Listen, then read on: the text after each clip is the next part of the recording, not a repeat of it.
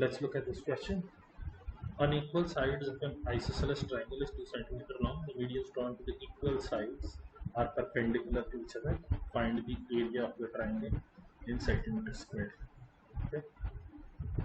Let us try. So this is 2 centimeter. This is equal to this.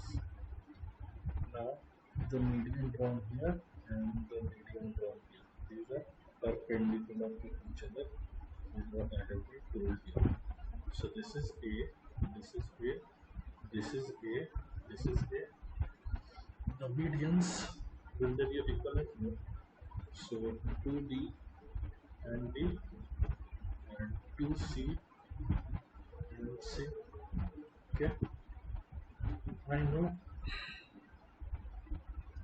2C square plus B square is equal to something. 4C square, talking of this triangle, is equal to A square. Additionally, 4B square plus C square is equal to A square again, or this will lead you to B is equal to C.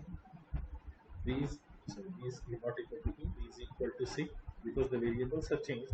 The coefficient of C and B have changed. The RHS has not changed, so B is equal to C. If B is equal to C, look at this: 4C square plus 4B square is equal to 4, or C square plus B square is equal to 1, or 2B square is equal to 1, or B is equal to 1 by root 2. So look at this triangle here, 2B, 2C. B is this, so half into 2 into 1 by root 2 into 2 into 1 by root 2. This will be the area of this triangle, which is 1/3 the area of the entire triangle. So this into 3 should be your area. 2 and 2 cancel, root 2 cancel, root 2, 3 into 1. Final answer to this question will be option A, 3. In fact, if you can go ahead and also see a wonderful result here.